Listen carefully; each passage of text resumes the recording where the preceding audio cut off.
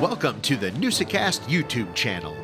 These Red Smith Banquet throwbacks are exclusive interviews of sports legends, powerful media personalities, and influential coaches. You won't find these anywhere else. Subscribe below and enjoy. All right, Newsa-Cast listeners, welcome to our YouTube throwback to the legendary track coach Ed Nuttycombe. He was here in 2014, was interviewed by Dave Edwards, and he was the winner of the Red Smith Award winner. If you don't know anything about Ed, he is probably one of the most legendary track coaches in the Big Ten, if not the entire country. One of the winningest coaches in Wisconsin history. So, this is part of an interview where we have our July 4th fantastic interview with the web footers of Fremont, Wisconsin. And you get to hear a little bit of the old look at new and our forgotten and never forgotten. So head over to our podcast to check out those interviews as well. Let's get it rolling. Let's get to know our 2014 Red Smith Award winner. Ladies and gentlemen, Mr. Ed Nuttycombe.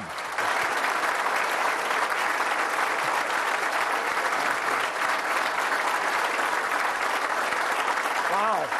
That's a lot of people.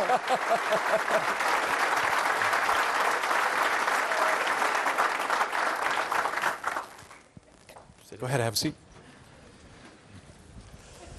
Well, he told me to relax, so I'm going to sit like I'm in. Why not? Congratulations. Thank you. How does that feel when you watch that? My wife will tell you, she's sitting over there, that when the first time I saw that, I cried. Mm-hmm. I don't think anything else got to me until I saw that video, because it all put it in perspective. And it was pretty moving, and even right now it is. Paul Hornung's won this award. Ray Nitschke's won this award. Barry Alvarez has won this award. I saw that. Ron Dane. Ron Dane's won this award. Yeah. How's that make you feel? Oh, those names are Jackie Joyner-Kersee. I know I watched her compete for many, many years. What an honor to be amongst that group too.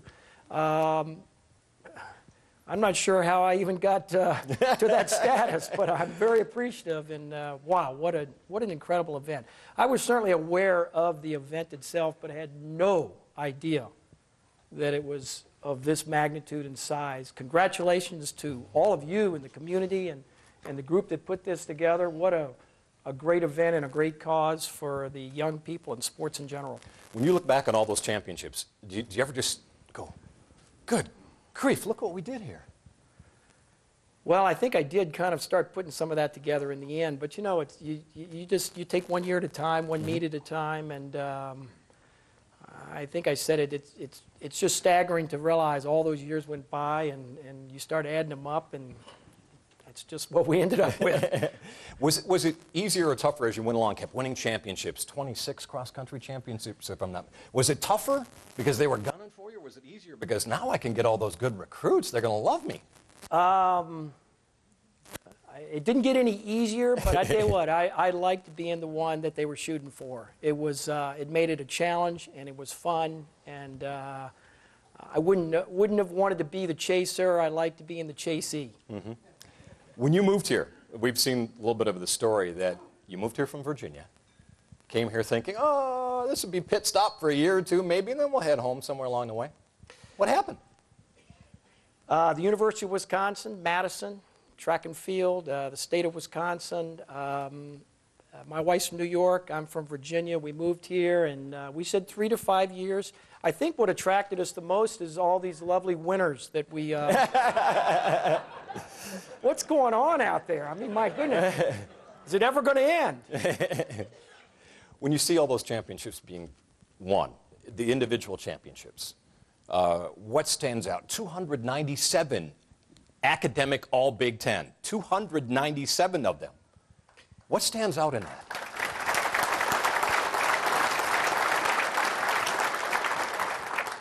I think one of the things that made the University of Wisconsin really attractive to me was the fact that I was able and blessed to deal with great athletes in many cases, but also the University of Wisconsin is a very tough academic institution, and you're dealing with very smart young people who are motivated not only on the track but in the classroom.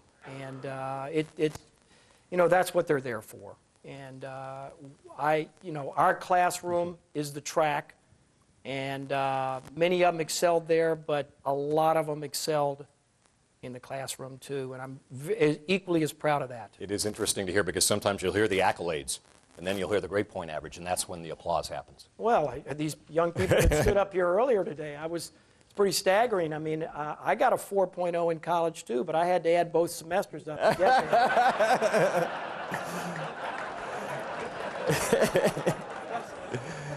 That young man got a 4-point plus, I believe.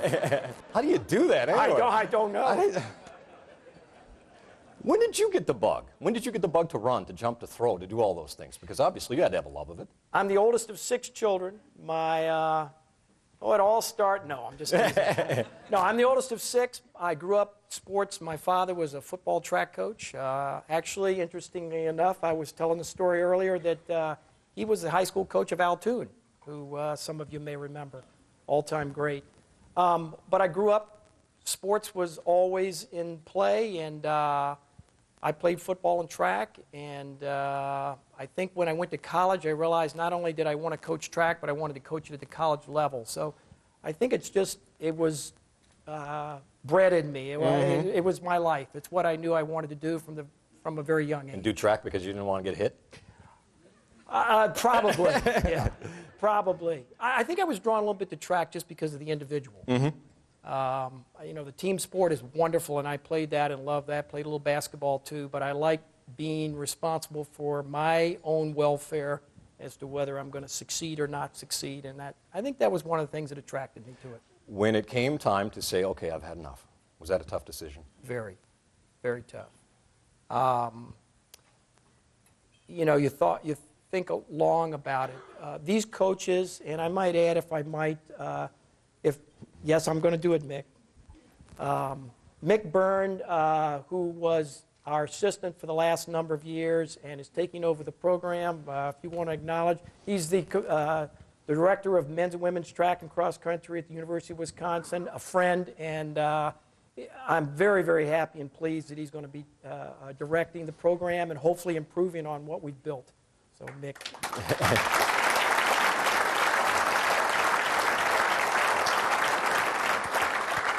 Yeah, I talked to Mick in the elevator on the way up here, and he mentioned something, in fact, that, yeah, thanks, Ed, for giving me, nothing to shoot for out there, huh? We'll talk to Mick. Yeah. There you go.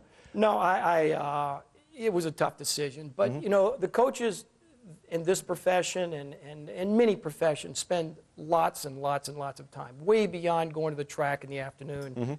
And it got to the point where I felt that I didn't have anything to prove to myself or anyone else, and I really wanted to have more time for my family. I have 4 grandchildren now, and my son lives in Milwaukee, my daughter lives in Madison. I wanted more time for my wife and family, and the only way you can do it, I couldn't halfway do it. You can't halfway coach. And I went as hard as I could to the end and stepped away, and I miss it, but I'm looking forward to having the extra time, maybe doing a little fishing this summer. There you go. Ladies and gentlemen, our 2014 Red Smith Award winner, Ed Nuttycombe. Congratulations, Ed. And we have right here. There you go.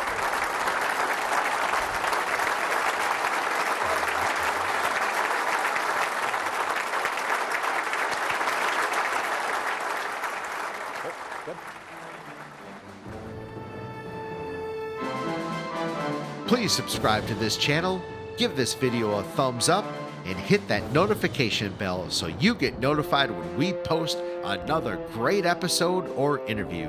Download the podcast on Apple Podcast, Spotify, or wherever you get your podcasts. Thank you for your support.